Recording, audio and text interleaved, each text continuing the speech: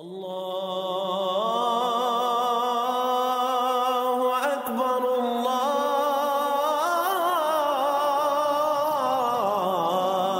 اکبر۔ آج کا جو میسج ہے، جو پیغام ہے، خاص طور پر ان ذاکرین کے لیے ہے جو ذکر کرتے ہیں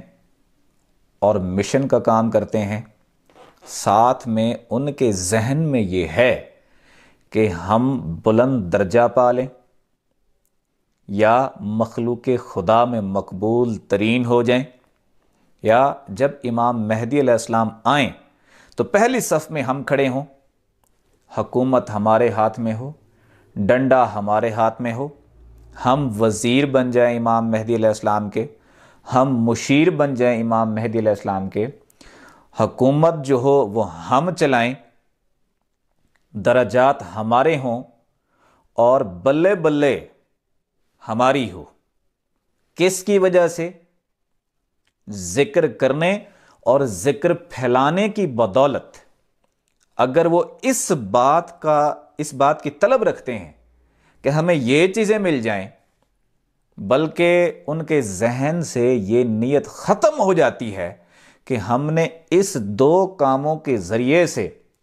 اللہ کا عشق پانا ہے، اس کے حبیب کا اور مرشد کا عشق پانا ہے، بلکہ یہ چیز چھوڑ کے ان کا ذہن ڈائیورٹ ہو جاتا ہے کہ ہم نے حکومت لینی ہے، ہم نے درجے لینے ہیں۔ وہ حکومتوں کے تذکرے کرتے ہیں، وہ امام مہدی کی آمد کے طلبگار اس وجہ سے ہوتے ہیں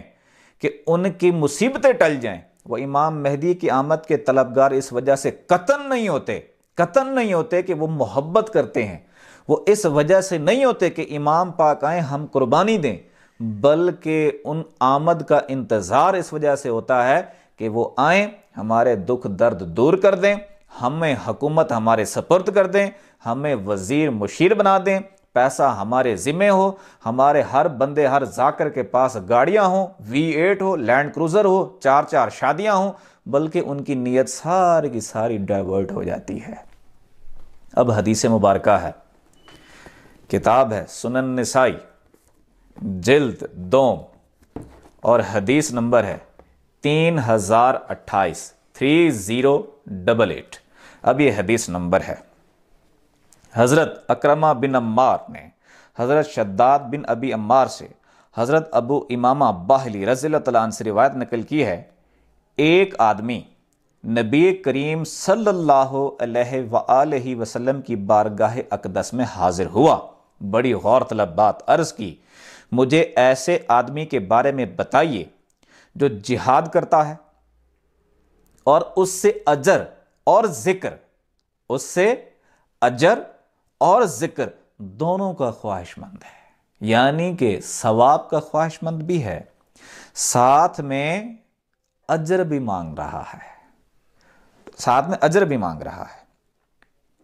رسول اللہ صلی اللہ علیہ وآلہ وسلم نے ارشاد فرمایا، اس کے لیے کچھ بھی نہیں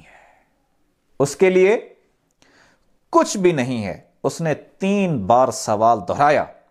رسول اللہ صلی اللہ علیہ وآلہ وسلم نے اسے وہی جواب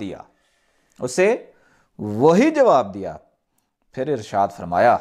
اللہ تعالیٰ کوئی عمل قبول نہیں فرماتا مگر جو عمل اس کے لیے خاص ہو وہ قبول فرماتا ہے، اور اس کے ذریعے اللہ تعالیٰ کی رضا مطلوب ہو۔ یعنی کہ یہ جو ذکر کرنا، یہ قلبوں اور روحوں کو لطائف کو زندہ کرنا، یہ ایک روحانی مشن، اور اس مشن کو فروغ دینا، کام کرنا، اس کا مقصد اگر امام مہدی علیہ السلام کی محبت و عشق اور ان کے لیے قربانی دینا، ان کی رضا چاہنا، یہ نہیں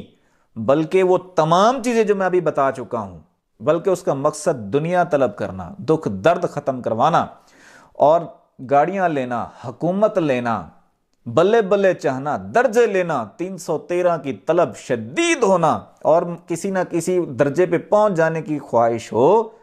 تو وہ کچھ بھی حاصل نہیں ہوتا۔ سرکار مرشد پاک کے پاس ایک خاتون بیٹھی تھی، اس کے بیٹے جو تھے نا، اس کے بیٹے کو نا وہ ہوتا